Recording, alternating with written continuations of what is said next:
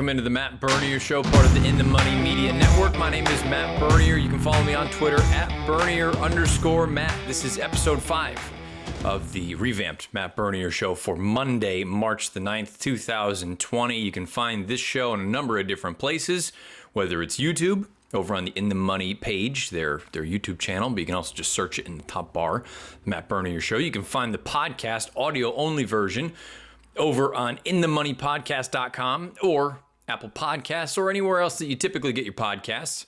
However you take this thing in, thank you for doing so. Questions, comments, concerns are always welcome. At Bernier_Matt on Twitter or beneath the video player on the YouTube channel. I got in late from LA last night. I didn't get home till a little after 1. Had a shower from the airplane and all that other nonsense. Finally get to sleep, and I'm saying, you know what? I know what the podcast is going to be on Monday. Going to go over the 3-year-old boys, the 3-year-old girls. We'll do a little bit of Q&A. It'll be pretty straightforward because we had some big racing over the weekend. So I sleep in here this morning.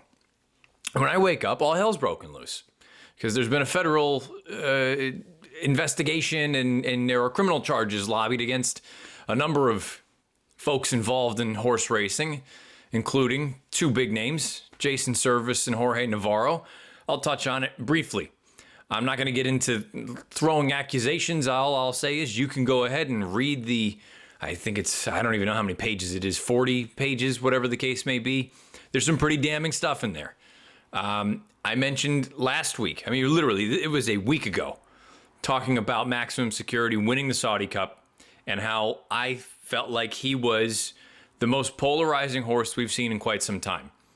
Wherever you fell on the Maximum Security bandwagon, whether you liked the horse, you didn't like the horse, and I'm hopeful some folks can read between the lines when I go, whatever your stance is on the situation, it's mind-blowing that a week later, here we are, saying there are some pretty serious allegations out there against Jason Servis. The only thing that I'm going to really say, my piece, I put out a tweet earlier saying if this isn't the wake-up call that horse racing needs, and if they don't get their act together as a whole, and I say they, we're all part of it, if the powers that be don't act accordingly, there's no hope. You get these sort of things going on. What are we doing? What are we doing? Figure it out. And I feel like this is kind of like the adult talking to the young teenagers or the 12-year-olds saying, we'll let you stay home while we run to the store. Just don't screw anything up. Well, I gave you can sort of handle yourself until you prove that you can't. And then we'll step back in and we'll take away privileges and X, Y, and Z. Well, by the way, no pun intended with the X, Y, and Z thing.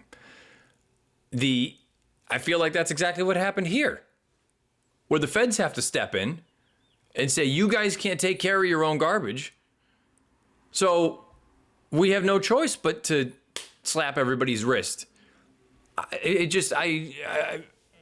blows my mind that we've got to this point where jurisdictions say what you will. Look, I've long maintained there should be a central governing body, but apparently that's just such a foreign concept that nobody wants to do that.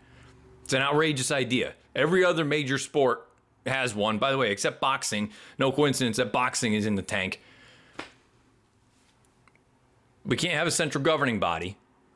So no one wants to really drop the hammer on anyone that they think may be doing some things, or we've seen a number of things. You can go through different states on websites and find names listed for violations and things like that, but they keep coming back and they keep coming back.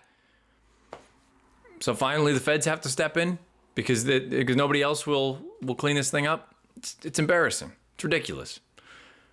Now, in a podcast many, many moons ago, in the old version, the only thing I said about Jason Servis was after his string, and I want to say it was probably right around, maybe in the midst of Belmont, maybe around when Firenze Fire ran over the summer at Belmont in July-ish or so. And he was upset that people were questioning him. And he was saying, I'm having the year of my life and this, that, and the other. The only thing I said was, I'm not accusing you of doing anything nefarious. But you have to, you can't be so bold and brazen to say, how could you possibly think something is weird when you've been a 14 or 15% trainer your entire career, which is, by the way, really respectable. That's a fair and fine number. Nobody's going to sit there and say a guy can't train anything, and we're also not going to sit there and say, okay, what are we doing here? And then all of a sudden you go to 40%. When you're winning 2 out of every 5, that's not normal. Anybody that's up in that 35, 40% range, you don't have any right to sit there and say you shouldn't be questioning what's going on. That is such an outrageous strike rate for a game like this. The same can be said for Jorge Navarro. When your numbers are so high, you can't.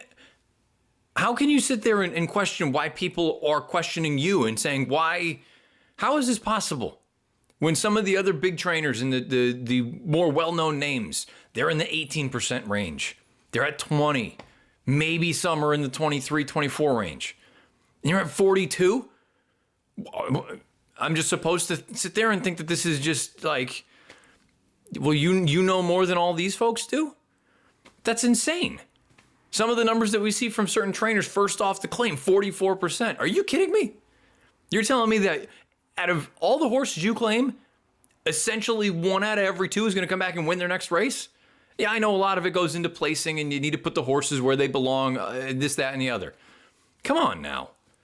Are we that dumb? No, we're not. It just took the real high power, the federal government, to step in and start pushing some things through.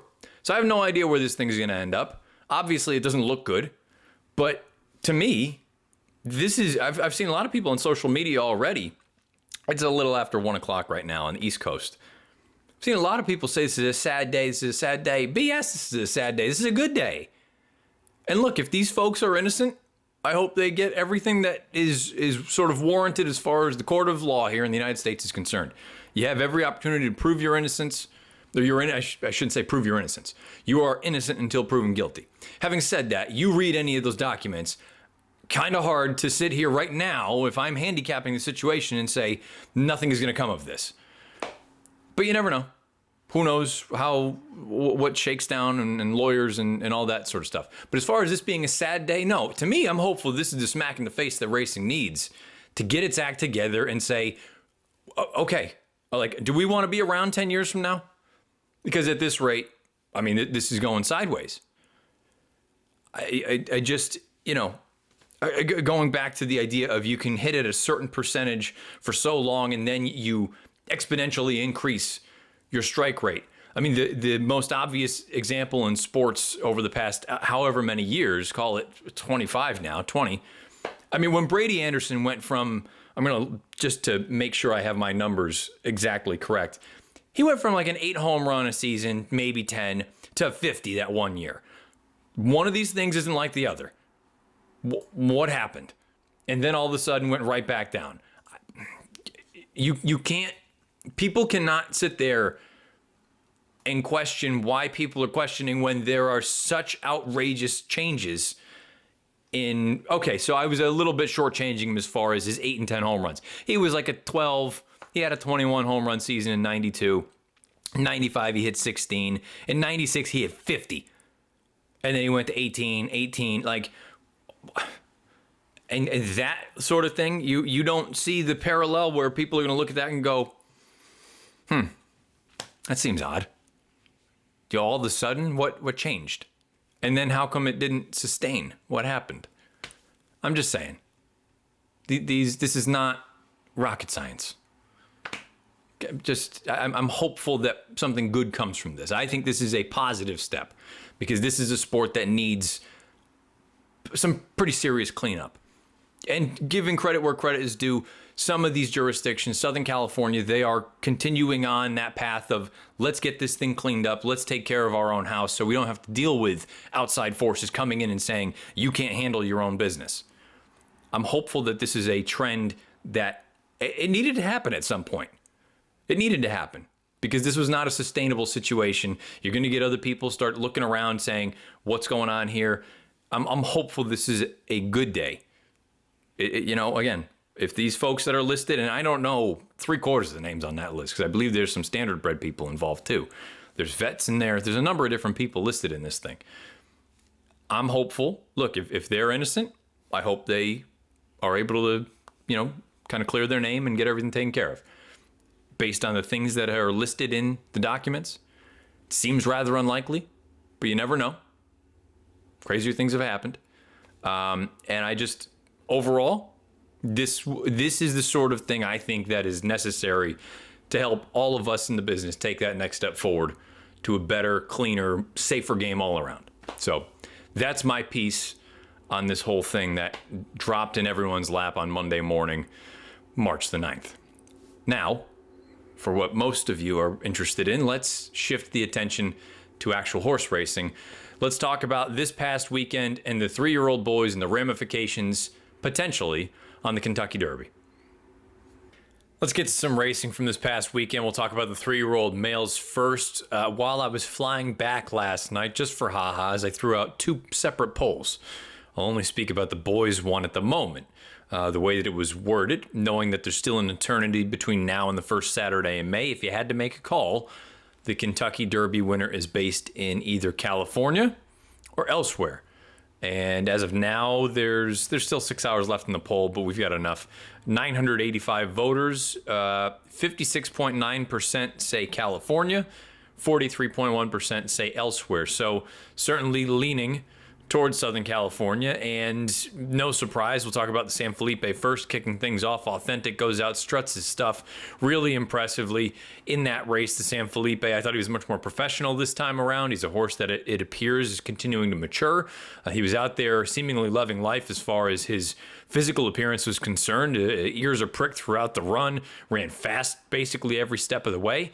I thought it was a really solid effort and a horse that I was dubious about going into it because I said, you're going to need to be a heck of a lot more professional if you're going to prevail against a group like that on Saturday. He did just that for Baffert. 98 Beyer, 117 raw time form US rating, so the numbers seem to check out pretty well. Galloped out very impressively. I'm not going to fault anyone that says he's the horse to beat as far as the 3-year-olds are concerned for the Kentucky Derby.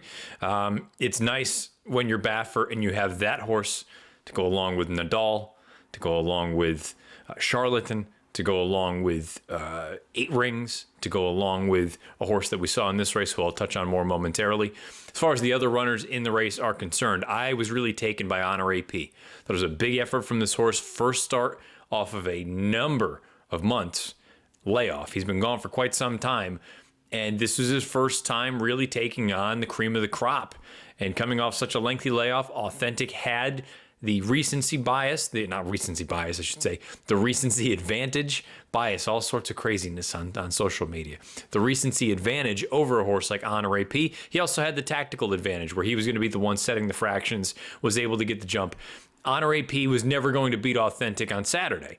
To me, that doesn't mean that months from now, maybe 8 weeks from now even, the tables couldn't be turned, because if there is other speed in the race for Authentic to have to deal with, Honor AP has at least shown the ability to come and start passing some horses. So I love the way that the horse looks on the racetrack. He looks like a Hulk out there. Mike Smith seemed to be very, very pleased with him. And John Sheriffs, if we know anything about Sheriffs, he does very well with a target in mind. They may not be totally cranked up, ready to go first out of the box, but if he knows that you've got some ability there, he'll take time, he'll bide his time, plot the plan accordingly, and have him ready to peak whenever that big event is. Obviously, for this case, it would be the Kentucky Derby. Storm the Court in 1,000 words. Storm the Court, when you look at it from a number standpoint, he hasn't taken a tremendous step forward from 2 to 3. He still hasn't shown that he can pass horses. That's a major concern, because in these longer distance races, I don't think he has the speed to get to the front. Now, I mean, look, if you get into a race, let's say, where the fractions are very, very pedestrian and there's no speed whatsoever, sure, he could get out there, cut out some reasonable ones, and maybe he could get brave. But at this point right now, he seems like he's a notch below the rest of the 3-year-olds, or the better 3-year-olds, I should say. And as far as 1,000 words is concerned, we heard Baffert a number of times, and I've seen a number of people bring it up. He does just enough to get the job done. Is it possible he's just not that good?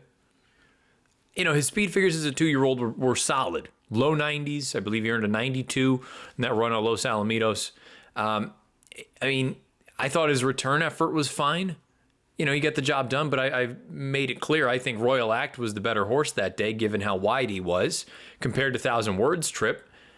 And he never looked like he was a threat here in a spot like this. Even if you want to say this was a bit of a clunker and he's better than this, I don't know how good he actually is. I'd be curious what you all have to think. Again, on Twitter at Bernie_Matt or beneath the video player on the YouTube channel. Let's go to Tampa Bay. Oldsmar for the Tampa Bay Derby. You want to talk about a smashing performance from King Guillermo. This was a horse, Mike Joyce made it abundantly clear, this was a horse that was very, very talented as a 2-year-old. He did some good things on grass. It's not like he was a total bum. I just never in a million years would have thought you'd get a race like this from him off of a 4-month layoff. He went out there, he pressed the pace. The pace wasn't that fast. It held up for the most part. But boy, he drew off really, really well down the lane. The numbers are exceptional. A 99 Beyer speed figure and a 119 raw time form US rating. And visually, those numbers seem to check out. When you go in through and you watch that tape, he's up there pressing. He's about 3 wide throughout. He goes on when his rider asks him. He draws off for fun. I believe he had the second fastest come home time, only behind Solo Volante. And I mean, we are splitting hairs. Very, very close as far as the come home time is concerned. So, I mean, this horse ran his eyeballs out and his gallop out was massive. Now, the interesting thing for King Guillermo is it sounds like they're going to train him up to the Kentucky Derby.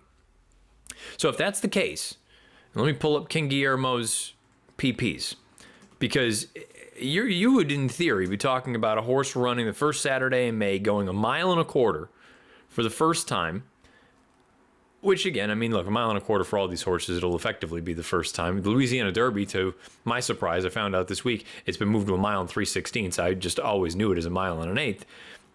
King Guillermo would be running in that race, what, his second start in 6 months? I mean, that would be it would be a new twist. I'm sorry, November. Late November was his most recent run. So he came back, called this 2.5 to 3 months, and then we've got 2 more months until the first Saturday in May.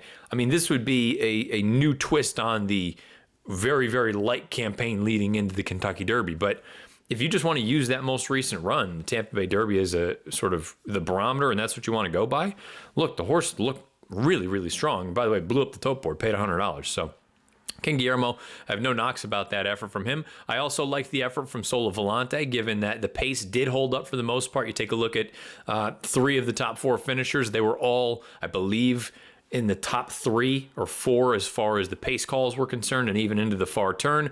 Conversely, Solo Volante beneath Florent Giroux bided time at the back of the pack. I thought it was a pretty slick ride from Flo. Ended up staying down on the inside and finished really, really nicely. You would imagine he'll get more pace to run at the first Saturday in May. You would also imagine that this is a horse that if he continues on this trend, he's going the right direction as far as speed figures are concerned. So a good effort from Solo Volante. And if you want to throw another horse in there, I don't know about him as far as a Derby prospect is concerned, but I did think Chance It, who was the second choice in this race behind Solo Volante, I think he ran better than what the final margin of the final results would suggest. He was middle of the pack, but he was wide every step of the way. And when Paco really started to make a move on him rounding the far turn, he was 6-7 path turning for home. He flattened out a little bit at the end of the race. I don't want to hold that against him. I think it was a better than looks effort on paper. And again, I don't believe in him necessarily as a Derby prospect, but I would really like to see him in sort of the 1-turn mile races, the 7/8 races. Maybe he becomes a Pate Mile prospect. Maybe he becomes a Woody Stevens prospect, because I do think there's a little bit of ability there. I'm not a huge fan of the horse, but I thought he ran pretty well here in the Tampa Bay Derby. As far as Gotham is concerned, of the 3 races, I think it's going to have the least or the fewest sort of ramifications as far as the Kentucky Derby is concerned. Mischievous Alex continues on. He's a very talented runner, 90 Beyer speed figure, 113 raw time form US rating. It was kind of an oddly run race where you had seemingly the entire pack bunched together going down the backside with a couple of stragglers behind. And when the real running started, you began to see some horses kind of fade off. Both Mischievous Alex as well as Untitled, they stayed on. Visually, it wasn't the most impressive effort you've ever seen from any of these horses. I think everyone's final quarter was at least 26 seconds or greater. So that's not, Not great, obviously. You have heard some folks bring up, though, that there was a headwind down the backside at Aqueduct on Saturday, so that probably took some of the starch out of these runners. If I'm looking at anyone else coming out of the race, yes, attachment rate ran fine, as did Untitled, as did a few other horses. The one that maybe is a little under the radar that maybe you want to consider, or maybe you think this is a silly one. I've already thrown him into my horse watch. I thought Flapjack ran deceptively well. This is a horse this is his first start since September. You want to talk about a layoff. This horse had every right to need a race. Down the backside, initially he's up there sort of in the midst of the first grouping of horses pushing the pace. Then he kind of gets shuffled back mid-pack a little bit, begins to warm up again rounding the far turn. Then he looms up between horses about 3-4 path. And for a moment, it looks like he's got a big chance at 50-1. And then when they sort of hit the 8th pole, that's when he started to flatten out a little bit. And he ended up finishing mid-pack. For me, the things that he showed, at least to the point where he got tired, that at least makes me think that the horse has some ability, and perhaps there is going to be a race for him second start out. So if they want to try to stretch him out in distance, or they want to keep him at these shorter sort of one turn kind of configurations, maybe Flapjack, because he's still going to be a giant price wherever he shows up in his next race. In theory, I mean, if he shows up in another sort of stakes event, he's going to be a price no matter what. So I thought he actually ran quite well, and he's one that I at least am going to keep an eye on. It's up to you if you believe the same as I do or not, but I thought it was a pretty solid effort from him. He's the only one that I was mildly intrigued with exiting the Gotham. Otherwise, as I said, I don't really know that that race is going to have a ton as far as implications are concerned on the Kentucky Derby, and for that matter, even maybe the Wood Memorial. I'm sure the connections of Mischievous Alex will at least consider it, but I don't know how many of those horses are necessarily going to figure as far as the final round of Derby prep races, are concerned. And then as far as my Derby top 5 is concerned, I didn't change much. The only thing I did do, just simply because, I've spoken about Honor AP, and I think he is a more likely win candidate than Farmington Road, the horse that I mentioned last week that I am intrigued with, one of Pletcher's horses. So I pulled Farmington Road out. Full disclosure, I already have my future bet in on him. I also have my future bet on my top pick, Governor Morris. But Honor AP slides into that sort of 5th slot at this point. So 1-5, Governor Morris, Tis the Law, Charlatan, Nadal, Honor AP. So that'll button that up as far as the Derby prospects are concerned for this week. Let me know your thoughts on any of these prep races or any 3-year-olds elsewhere that maybe I've missed that you think you're interesting, or whatever the case may be. Again, Bernier_Matt on Twitter or beneath the YouTube channel. 3-year-old fillies. This division to me is starting to take some real shape. We're getting some fresh faces that are coming onto the scene with giant fanfare and much sort of publicity. We've also got some other horses on the comeback trail making their first starts back, getting ready, in theory, for a run at the Kentucky Oaks the first Friday in May. Let's talk about, first things first, the poll that I put out. And I thought about it a little bit more as I was flying. I put out the Derby poll, do you believe California or elsewhere? But we also had some big performances from the girls out west this weekend. So I said, you know what, just in the same vein, for kicks and giggles, since Donna Veloce won impressively earlier and we're seeing some bigger efforts from the girls recently, I asked the same question. Kentucky Oaks winner currently, knowing that we're 8 weeks out, is based in either California or elsewhere. This poll, considerably tighter, not nearly the sample size of the boys. The boys had about 1,000. This one has about 300 votes. 51-49 California over elsewhere. So that means that some folks are not sold that the likes of Donna Veloce and Venetian Harbor and Gamine, or Gamine, however you like to actually pronounce that, are the ones that are going to kind of carry the torch. And maybe you can look elsewhere, whether it's New York, Florida, Arkansas, you name it. Let's first discuss Donna Veloce and the Santa Ysabel on Sunday afternoon. I don't have a Timeform US rating just yet. I do have an 88 buyer speed figure, though. This, for me, was the best race that she's ever run. Better than the Breeders' Cup Juvenile fillies, because to me, she overcame a lot of adversity in a spot like this. I wouldn't have learned anything if she broke alertly, went right to the top, said, come and catch me, and she wins by 15. That doesn't do anything for me. I like that she bobbles a little bit out of the gate. She's a little bit keen, a little headstrong early on and behind runners. I like that Flavien got her to relax a bit down the backside. She certainly wasn't the most comfortable. She wasn't one of those horses that just completely shut off. She was definitely a little bit on edge, but I feel like it was controllable sort of edge. I don't feel like at any point she was just coming out of her skin down the backside. She finally kind of relaxed a bit when he was able to anger out 3-path. I thought it was just a really impressive effort from her. She took over from those top two. Granted, she did what she was supposed to do, but I learned more about her this way than if we see horses just go out there and waltz on the front end, which is what we saw from Gamine on Saturday afternoon. We'll talk about her in a moment. Again, the 88 Beyer, not really an improvement from what we had seen from the 2-year-old figures, but I'm not someone that immediately is going to just sort of, sound the alarm when we don't see an improvement from start, from the last start as a 2-year-old to the first start as a 3-year-old. Again, the ultimate goal for these connections, while it's nice to win graded stakes races, especially for a horse like this, the goal is not the Santa Ysabel. Hate to break it to you. The goal is the Kentucky Oaks.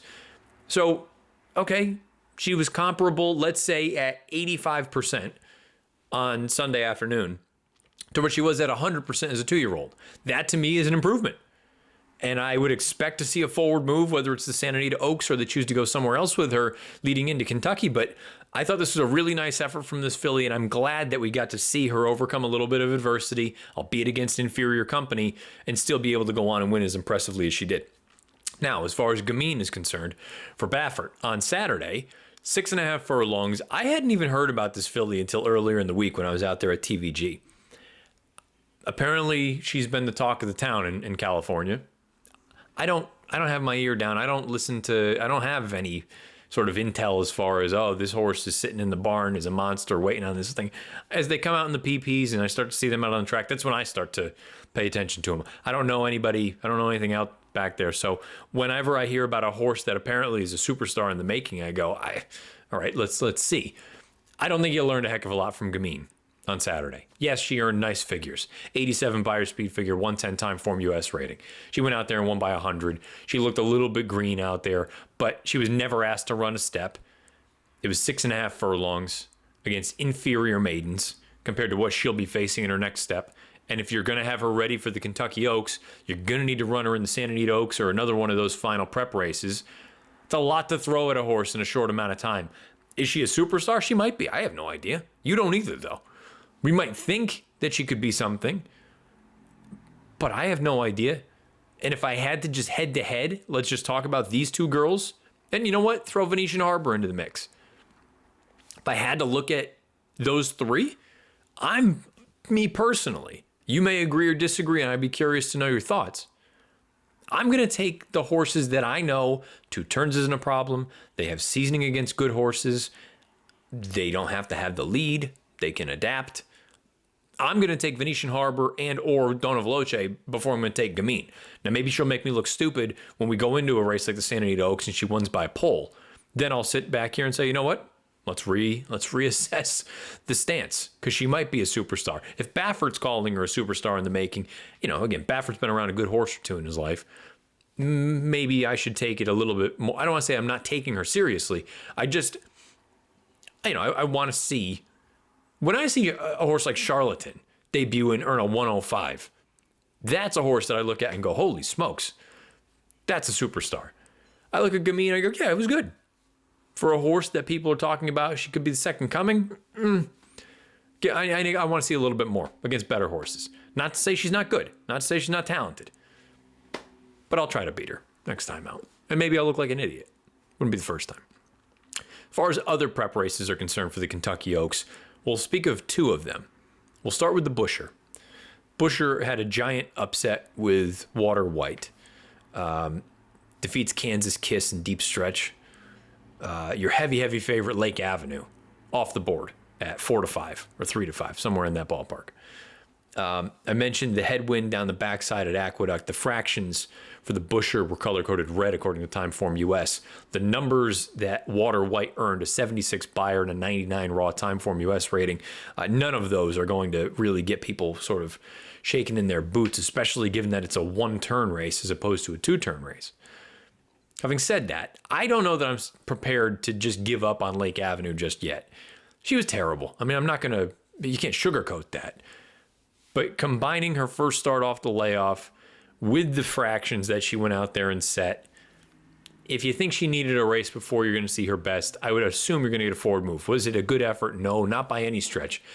But I think we give up on horses too quickly. Sometimes. Some of us don't give up on horses quick enough. I've been guilty of both. But in a spot like this, first start as a 3-year-old, first start off of a bit of a layoff, I still maintain she'll be better going longer, in my opinion. I'm going to give her the benefit of the doubt. If she comes back and she bombs in her next start, then yeah, okay, I got to start reconsidering my position on her. But as far as the other girls are concerned, I think they're okay. I don't know about added ground for either of them. I don't know about better horses. I feel like if the real Lake Avenue showed up, neither of those girls are really in it. So do with that race what you will. The Honeybee at Oaklawn is the race that I am most intrigued with coming out of it. And the horse that I'm most intrigued with is She Dares the Devil for Brad Cox. Now, She Dares the Devil is by Daredevil. She came out of a race, her first start as a 3-year-old, where she made the move into the teeth of the pace. There was a runaway leader by about 10 lengths. And Joe Talamo pushed on She Dares the Devil into the far turn. She goes and collars that horse, but gets run down by a horse coming from just off of it. Beats her by a half length, a Juddmonte horse. I thought that was a really nice race, and I thought it set her up well for this Honeybee. And in fact, you're watching this tape. She's a little keen early on. She finally comes to hand. But it took a really long time for her to kind of settle down. Even down the backside, Talamo had 2 fistfuls of dynamite, and he just got a stranglehold on her, trying to get her to relax a little bit. Finally, she does as they're entering the far turn. Now she's pocketed up and in a really nice position. We always talk about it, though. It's the perfect trip until it's not. And for the longest time, it didn't look like Talamo was going to be able to find a seam. Late in the stretch, he does. She shoots through. Wins only by about a half length. I'm going to say conservatively she was 3 lengths the best. She galloped out like a machine. I'm really taken by that effort and by this filly. I think she's sneaky good. And if you're looking, and the numbers wouldn't necessarily back that up. 80 Beyer speed figure, 105 time form US rating. Keep in mind, usually about a 20-point differential in those two. So perhaps one's a little low compared to the other or vice versa. That's, again, up to you as the handicapper to determine. If we're looking at just the Beyers, she's definitely light compared to the 2 girls or the 3 girls out on the West Coast that are the big names. I think she's actually better than what those numbers would suggest. And if she had gotten clear, I think she runs faster. Therefore, those figures move up. That's just my opinion. Again, curious your thoughts. And while we're at it, I figured if I'm going to roll out a top 5 for the boys, might as well throw out a little bit of an early top 5 for the girls. And I'll do it in reverse chronological order. Oddly enough, 5, 4, and 3 are the 3 California girls. Gamine, number 5. Venetian Harbor, number 4. Donna Veloce, number 3. I'm sure many of you listening to this saying, what the hell are you talking about? How do you not have any of them in the top 2, let alone number 1? Because I think Brad Cox has 2 nice horses. And I could have very easily put Finite in here somewhere. But if I'm only doing a top 5, and like I said last week when I first did the Derby top 5, I'm sure this will expand over the next few weeks where maybe I'll go out to a top 10 or whatever the case may be. But for a top 5, Finite would probably be 6. In second, I'm going to put British Idiom, the champion, because I thought she ran fine at the fairgrounds. If it was a means to an end to get her to the ultimate goal, I think this is a nice progression. Again, the connections. We're not trying to win the Rachel Alexandra or the Silver Bullet Day, whatever race that was. We're trying to win the Kentucky Oaks. We've already got a champion. We have all of this. We know that she can travel. We know she can do all these different things. We don't need to win the early season race. We need to have her ready to peak in May. I still think British Idiom is a live chance. And She Dares the Devil. I'm going to put her number 1. I really do like this filly. I think she's interesting. I think she's going to be a little bit under the radar for a number of people. She doesn't have the sexy figures right now that any of the boys or any of the girls do. But I think there is potential. I loved the gallop out. I trust Cox as far as getting a horse ready for whatever big event we're pointing toward. I'm going to put her number 1. That probably seems a bit ambitious. And realistically, she should probably be, if you're looking at it from a strictly talking the way, let me think of a good way of putting this. Likelihood of a winner in the Kentucky Oaks, she's probably not as likely as Donna Veloce or British Idiom or Venetian Harbor or Gamine or even Finite or some of those other girls. But for me, she is the horse that I am most interested in as far as all of them are concerned, both price-wise and ability-wise. She Dares the Devil's number 1 for me as far as my initial, let's say, Oaks top 5 is concerned. But I'll keep going forward. And again, I'd be curious to know what you guys all have to think, whether it's horses that I've missed, horses that you're high on, you agree with my top 5, you hate them, whatever it may be, at Bernier_ on Twitter. At Bernier_Matt. You got to put the first name in there. At Bernier_Matt on Twitter or beneath the video player here on YouTube. Now, let's button this thing up. We will go over the pick history updated, because we actually have a little bit of a sample here, as well as a little bit of Q&A, and we'll wrap things up for this week. Let's wrap up episode 5, looking at the pick history thus far, as well as 2 questions from the listeners and viewers that we'll touch on. Let's begin with the pick history, though. Out in LA last week, had an opportunity to really dive into some cards, put out some picks, and just for clarification purposes, the only picks that I'm using for this sort of exercise are ones that I have tweeted out. So, and this works for me and against me, because there were a couple of times on air where I threw out, take a look at, maybe this is a horse to consider. You have to keep in mind, when we have as much time to fill for some of those races as we do, you start looking through and you say, I'm not betting the race, but if I were trying to beat such and such favorite, maybe it's a horse like this. Or even if there is a horse that you are intrigued with, I'm going to consider it. If I don't tweet the horse out and say, this is the little pick sheet, then I'm not going to include them in this. So, that hurts me a little bit on 2 or 3 different occasions, but at the same time, I'm the one making up the rules, and based on those rules, that's what I'm going to stick to. So the numbers thus far, not great, but it's early enough and the sample isn't giant enough that I'm really not terribly concerned. To give you just sort of a barometer, at this point right now, just strictly from a win standpoint, so $2 win wagers, the strike rate's only 13%. In the past, and if anyone's curious, I don't know if there's a good way for me to do this, I can show you. I have full histories from 2017 and 2018 when I was over at the Racing Forum. I have the data still. I have the files. I don't know if there's a good way to get them up there. Maybe it's a screenshot or something of that nature. I expect this number, when it's all said and done, to be somewhere between 20 and 25%. I think it's a fair number. I know a lot of people say, 35%. Well, look, if you're playing the chalk all the time, yeah, probably you should be a little bit closer to 30, 35. But I make no bones about it. I like to take a shot every once in a while on some horses that maybe aren't the most likely winners, but I think have some upside and some reason to go with them.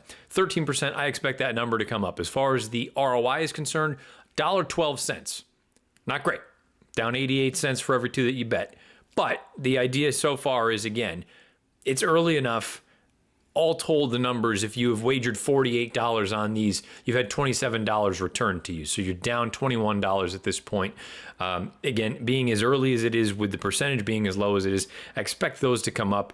Night Watch helped things as far as the wins were concerned, and then had the double down there at Oakland on Saturday with Whitmore and She Dares the Devil. So those numbers, I would imagine those are going to come up in time, just based on averages and the way that things have gone in the past.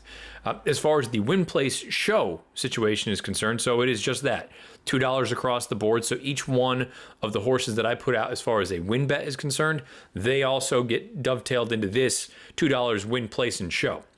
So the strike rate here is 46%. Again, a little bit lower than what I'm accustomed to and what I anticipate things to sort of level out at. This number, I would imagine, will be closer to 55% when it's all said and done, somewhere in that ballpark. Sure, could it be higher? Could it be up into the low 60s? Yeah, I mean, again, I don't think percentages to me really don't mean a heck of a lot. It's more about what is the bottom line? What is the return on investment? In a situation like this, at this point, from an ROI number, we're looking at $1.24 for every 2, which again is not ideal, but you're down about 38% at this point. It's early enough, though. We had a couple of nice horses come through at decent prices that got a piece that, if things kind of played out a little bit differently. I did like Payday 2 a few days ago down at the fairgrounds. That horse got up for third, paid $5 to show. Surge pricing, no excuse there. Finished a solid second. You get $640 back for the place in the show money. And then with a horse like Night Watch, it's always nice when you get a winner at 6-1 who comes back and you get the win money, obviously, but then the place and show cash to go along with it. That one comes back at $25.20 for the $6 that you would have invested. So for those of you that were maybe unsure or confused how this whole thing would go, hopefully this is a fair enough job explaining what I'm going to be doing going forward. All told, for the win place show pieces, $144 wagered, you would have returned thus far $89.70. So definitely some room to go, but again, law of averages, I expect both of these to continue to improve throughout the rest of the course of the year. So let's move on to the Q&A segment for this week. Picked out 2 of them because I'm going to touch on them briefly. I'm not going to go too deep into either of them. Let's start with Gemini 3. And both of these ended up coming from YouTube. Thank you to those of you that watch. Those of you that listen, I try to keep in tune with the Twitter piece of it because I do know that I did get some. But then other things happen, whether it is me putting out the polls or whether it's, it just all of a sudden it gets lost in the shuffle between when the show is published, whether it's Monday night or Tuesday, and the time that I'm coming back. So trying to sift through all that, it gets a little bit more difficult. If you want to, I don't want to say ensure that I get eyeballs on it, the YouTube video is probably the safest bet of them all. Gemini 3. Thought about McKenzie, and I brought up McKenzie last week because he ran in the Saudi Cup and he ran quite poorly. The piece here from Gemini 3. Thought on McKenzie. Another Baffert horse like Arrowgate, West Coast, etc. that flamed out after being asked to do too much. Just a thought. First, thank you for the question, comment. I don't know that I look at McKenzie in the same vein as those two horses. I've gone on record a number of times saying Arrowgate's 4-race stretch, the Travers, the Breeders' Cup Classic, the Pegasus World Cup, and the Dubai World Cup, they're the 4 best races I've ever seen consecutively. They're in another stratosphere from a numbers standpoint. I think he blew the engine in the Dubai World Cup. Did he love Del Mar? Probably not. But I can't sit here and say he couldn't run at Del Mar. He earned a 114 buyer in the Pacific Classic in 2017. He couldn't get to collected that day. And then we know the Breeders' Cup Classic didn't really work out for him, and I'm going to draw a line through that San Diego. He's a horse that maybe Del Mar wasn't his favorite, but I just don't think he was ever going to be able to get back. I think he redlined from that Dubai race because it's the most exceptional race I've ever seen. And I know this sounds crazy at my age, but I would venture a guess that's probably going to be the best race I ever see. I didn't see Secretariat. I've seen the video, obviously, a number of times, but Arrowgate's Dubai World Cup, considering Gunrunner was in that race and he humbled him, I don't think I'll ever see a better race than that singular race from a racehorse, given the stage, given the circumstances, the whole nine. So I don't know that Arrowgate and McKenzie are necessarily on par because McKenzie, I think, has had a longer body of work, a greater sort of sample. I think he's been pretty consistent throughout. I mean, you take a look at his PPs. This is a solid horse who's been earning triple-digit buyers. If you go back to his run in the San Felipe as the 3-year-old, he earned a 101 buyer speed figure that day. With the exception of the Breeders' Cup Classic in 2018 at Churchill Downs and the Saudi Cup, which obviously there wasn't going to be a buyer for that, all he's done is earn triple-digit buyers. I mean, he's a very consistent racehorse. And I don't know that I'm ready to just immediately write him off after one complete clunker.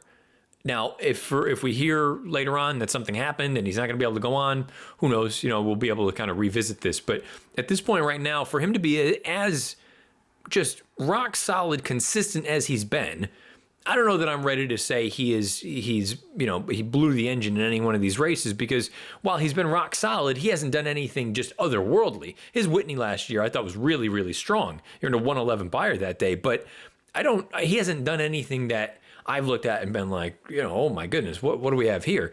He's just a really, really solid horse. So I don't know that I want to lump him in with Arrowgate. As far as West Coast is concerned, West Coast was a horse that he may be a little bit more in line with. If we see McKenzie come back and run a clunker in one of these other spots, then maybe I think the West Coast McKenzie sort of comparison could be a little bit tighter. Granted, West Coast's overall body of work is actually kind of more on par with Arrowgate, where it was not a giant sample size, but he got really good. And you can argue that his 2 best races of his career were both in defeat, behind Thunder Snow and behind Gunrunner in the Dubai World Cup, as well as the Pegasus World Cup in 2018.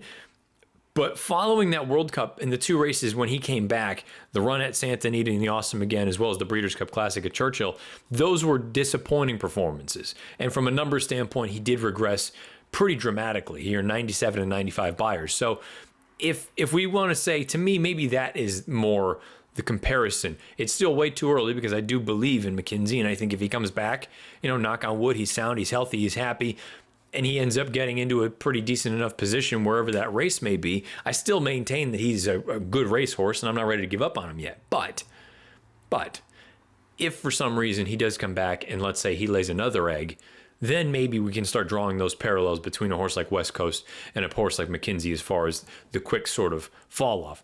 With Arrowgate, I think it's a different story entirely. I just think the horse ran so hard in Dubai. I never thought he got back to what he was capable of. And even having said that, like I said, I feel like people just gloss over the fact that All he did in the Pacific Classic in 2017 was run second to Collected, who was unbelievable at the time, by a half length and earn a 114 Beyer. It's not like he couldn't run at all anymore. So I think people just gloss over that fact as well. He may not have loved Del Mar, but he was, I don't think he was quite what he once was, but he could still run pretty good. So thank you for the question there, Gemini 3. Last one here will be Lime6986. Do you see any upside with Pletcher's Fountain of Youth second, Candy Tycoon? Does the fact that he was so highly touted as an unraced Saratoga 2-year-old affect how you feel about him now? Thank you. Happy you're back. Thank you, Lime6986, for the view and for the question. As far as the racehorse is concerned, for those of you that maybe have missed this one, it's a 3-year-old son of Twirling Candy out of an unbridled song mare named Liberty's Lyric. Look, has taken money basically in all of his lifetime starts, with the exception of his turf try at Aqueduct in the fall last year and the 23-1 effort, most recently finishing second in the Fountain of Youth. Let's answer the back half before the first half. Does the fact that he was a highly touted 2-year-old up at the Spa mean anything to me, or does it change my view of him? No, this is kind of in the same vein as what I spoke about earlier with Gamine. Until I see him out on the racetrack, I don't really care what the buzz is, because we've seen so many buzz horses just completely flop when the real race happens. You can be you hear it. They call them morning glories. You can get out there, look like $1 million. You're just out there for a jog or a half-mile breeze by yourself or with one workmate. But then in the afternoon, when there's a crowd around, you got a gate of 9 other horses or 11 other horses, if we're talking Saratoga, and you just don't deliver. That's when I'm going to look at it and say, okay, this is all right. I don't care what the buzz is about you in the morning. At the end of the day, can you run in the afternoon or not? Because that's when I can bet on you. I don't get to bet on you in the morning. I get to bet on you in the afternoon. So that part, I don't, until I see them on the racetrack. The buzz is fun and we can talk about it a little bit, but it doesn't really make a difference to me one way or the other. As far as the Fountain of Youth itself is concerned, I went back, watched the replay a couple times. I thought going into the first turn, a little bit tight down there on the rail, maybe needed to check back a little, but I don't think it was anything substantial. Toward the rear, about 2-3 paths down the backside, I did notice he was rather lathered up on his neck. You could see where the reins were. If I had to guess, it's South Florida in February. Maybe it was a little bit hot and humid that day. I don't really recall offhand, but I didn't think that was anything of major alarm. He was pushed along on the far turn, and I thought he was just kind of spinning his wheels a little bit. And then turning for home, he leveled off okay and finished with some interest. When I look at that race and I see this horse, his only victory to date has come in gate to wire fashion. I can't overstate that enough. I think that's very, very important to look at. If horses can't pass other horses, that's a bit of a problem. And when you look and see, yes, he did go by runners, but did he go by them by default? Because they were all exhausted and he was just able to stay on. There's a difference to me between passing tired foes and going and passing horses while everyone is still going full throttle. He was no match for Ete Indian. Frankly, for that race, for the Fountain of Youth, to me, it's Ete Indian and everyone else. And the only other horse that I'm intrigued with out of the race is Country Grammar, as I spoke about, because I think he's just sort of, let's call him a little bit of a late bloomer. And I'd like to see them I think he could be a Travers type of horse. Candy Tycoon, I think he's okay. I'd like to see some sort of a nice progression in his next start, wherever that is. I'd be surprised if it was another prep race. You never know. Maybe Todd has so many horses and there are so many owners that want to try to get to the Kentucky Derby. Maybe they do try somewhere else with him, but I look at this horse and I think he seems a little bit slow. We're starting to see more and more of these horses in the mid to high 90 Beyer range, some even up over 100. He's got a career best fig of 84 right now. He needs to improve pretty significantly, to me, to get out there and be considered a legitimate threat for any of these races going forward. Now, that's not to say that down the line he won't turn into a good one, but right now I'm not really sold on his chances at this point about being one of the top 3-year-olds as far as the Kentucky Derby is concerned or any of the other Triple Crown races. But the good news is it's only March 9th. You probably have one more opportunity for a Derby prep if the connections are so inclined, and you can prove yourself there and try to take that step forward. But for me, Candy Tycoon, he could be an okay sort going forward. I'm just not sold from what I've seen thus far with him out on the racetrack. But thank you for the question, Lime6986. Anybody else? Questions, comments, concerns beneath the video player on YouTube? That's probably your best bet, like I said, for me to get direct eyes on it. Because Twitter, there's so much crap that goes on in the feed and in the notifications that you can get lost in the shuffle a little bit. And it's not intentionally. It just stuff kind of clutters it up. So if you're looking to just make sure that I get some eyes on it, the YouTube show is probably the best way to do so. So this is going to wrap up episode 5 for Monday, March the 9th. Again, any thoughts beneath the video player on YouTube, or just fire away on Twitter at Bernier_Matt. You've seen I try to interact with folks from time to time. There's still a few hours left in that poll, but probably by the time the show is up, that thing will have buttoned up as far as the Derby and Oaks talk. But let me know your top 5 for your Derby. Let me know your top 5 for your Kentucky Oaks at this point. I know we're still a ways away, but it's a fun exercise. It's something to talk about. And if I can help you think of some horses a little bit outside the box, maybe you can help me think about some horses a little bit outside the box. Reconsider some runners. Maybe there's a horse that I've missed running somewhere, I don't know, Laurel or Sam Houston or anywhere. If you got something you think is interesting, fire away. Let me know. I will be back on Monday. We will go over the Rebel, which is coming up next Saturday out at Oaklawn, as well as I'm sure some other stuff that will come down the pipe as far as horse racing is concerned. So until Monday, thank you again for listening. Best of luck however you play, wherever you play, and whatever you play. This has been the Matt Bernier Show, part of the In the Money Media Network.